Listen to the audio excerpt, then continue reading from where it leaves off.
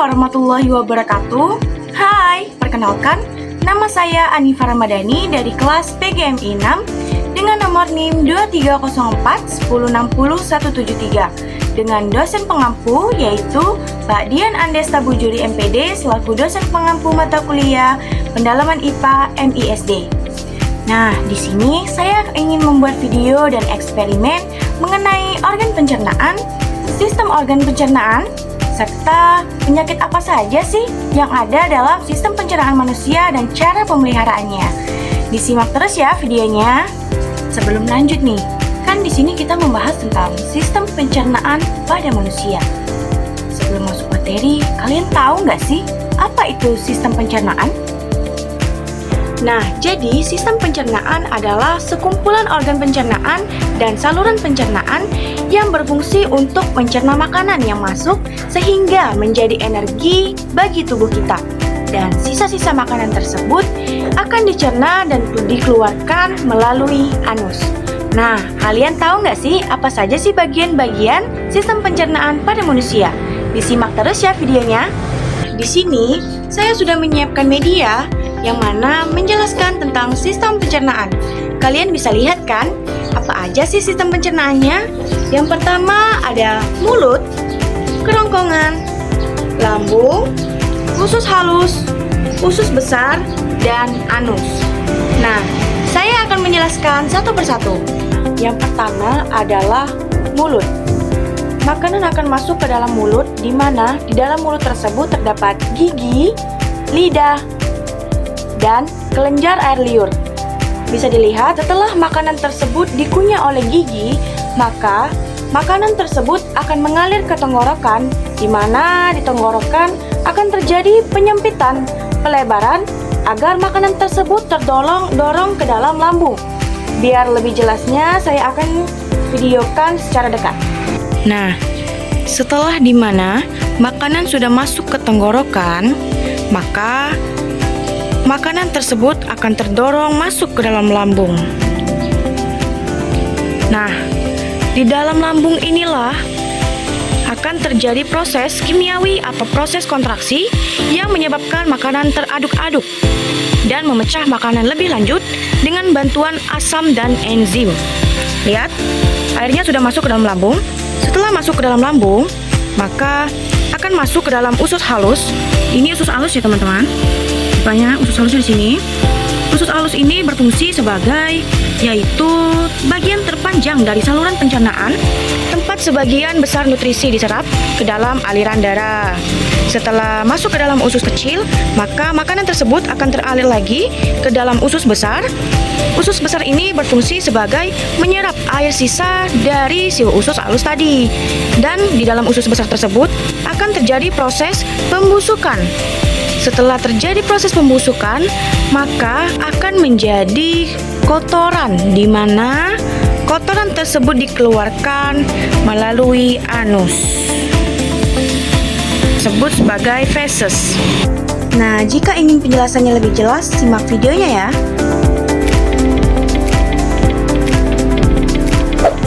Sistem pencernaan dimulai di dalam mulut. Gigi memotong makanan, kelenjar ludah menghasilkan enzim yang berfungsi untuk menghasilkan makanan agar mudah ditelan. Kemudian, lidah mendorong makanan ke kerongkongan.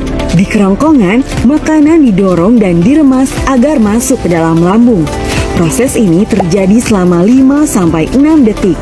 Lambung memiliki 3 fungsi. 1. Menyimpan makanan selama 2-4 jam. 2. Melumatkan dan mencampur makanan dengan aneka enzim dan cairan asam lambung. 3. Memasukkan makanan ke usus kecil sehingga lambung kosong kembali. Di usus kecil atau usus halus, zat-zat gizi seperti protein, lemak, karbohidrat, vitamin, dan mineral diserap oleh tubuh. Pankreas menghasilkan enzim dan hati menghasilkan empedu. Enzim dan empedu itu membantu pencernaan makanan dan penyerapan makanan di usus kecil.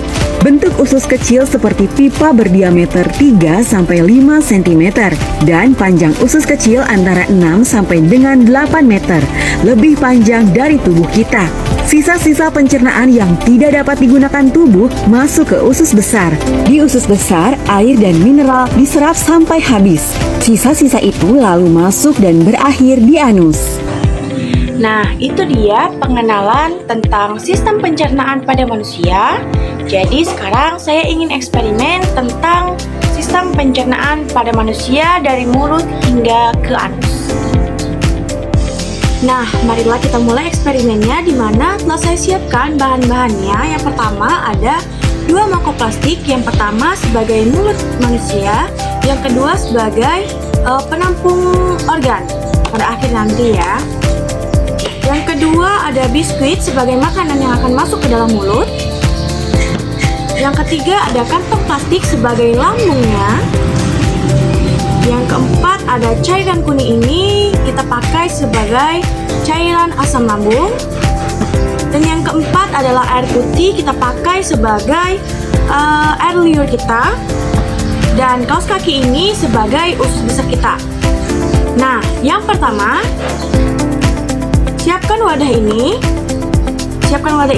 Ini tadi sebagai mulut. Masukkan biskuitnya. Dihancurkan ya.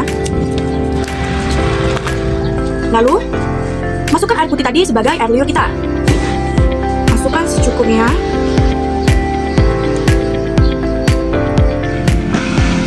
Nah, lalu kita hancurkan. Nah, beginilah proses penghancuran dalam mulut kita yang dikunyah menggunakan gigi. Jadi makanan itu akan terkunyah-kunyah dan hancur.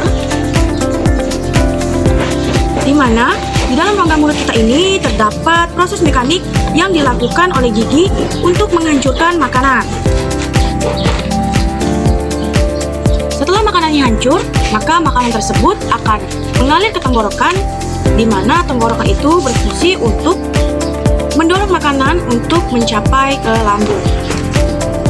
Nah, di dalam tenggorokan juga jadi penyempitan dan pelebaran agar makanan tersebut akan mudah masuk ke dalam lambung untuk terdorong ke dalam lambung. Nah, setelah makanannya hancur, maka makanan tersebut akan sampai ke dalam lambung. Kita siapkan kantong plastik ini sebagai lambung tadi.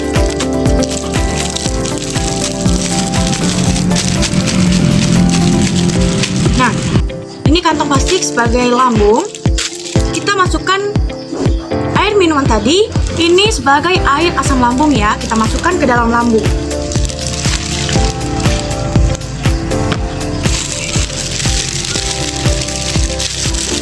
Nah, makanan yang sudah dikunyah tadi kita masukkan ke dalam lambung tadi.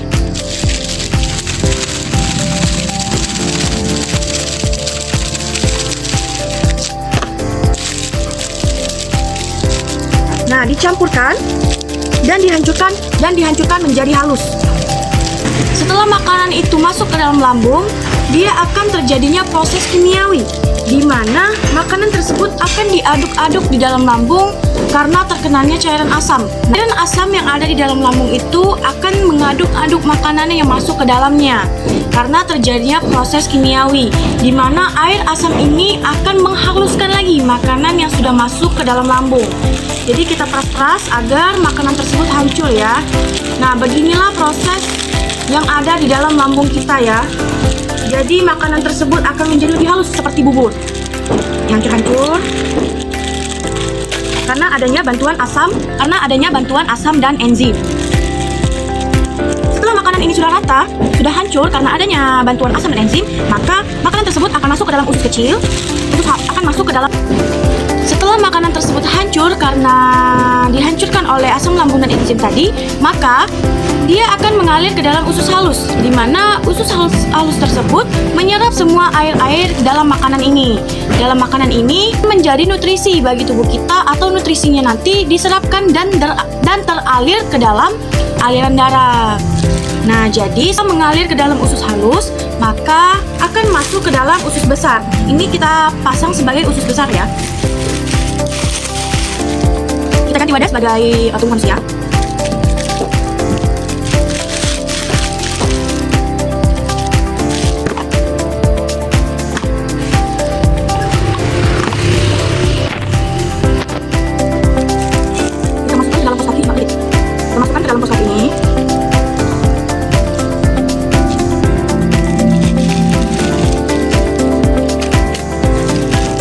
Nah, di dalam usus halus tadi air-airnya akan keluar ya. Nah, setelah masuk ke dalam usus besar, maka fungsi usus besar ini sebagai penyerap sisa-sisa air dalam usus halus tadi. Jadi kita pencet-pencet ya. Kita peras-peras. Seperti inilah yang terjadi pada proses pencernaan pada usus besar. Dia menyerap semua nutrisi sisa-sisa air dalam usus kecil tadi, sehingga di dalam usus besar ini akan terjadinya pembusukan, yang mana pembusukan itu dapat terjadi karena tidak adanya nutrisi lagi dan akan menjadi kotoran atau yang bisa kita sebut sebagai feses.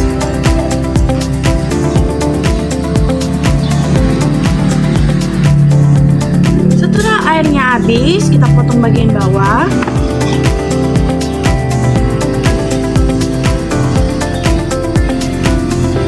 Nah, setelah prosesnya habis, maka usus besar setelah menjadi kotoran tadi, maka kotoran tersebut akan dikeluarkan melalui anus.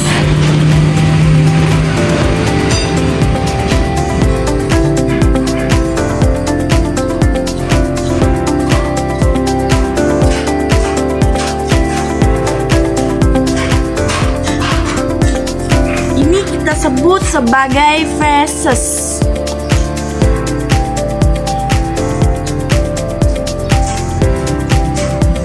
Nah, itu dia eksperimen tentang sistem pencernaan manusia dari mulut hingga ke anus.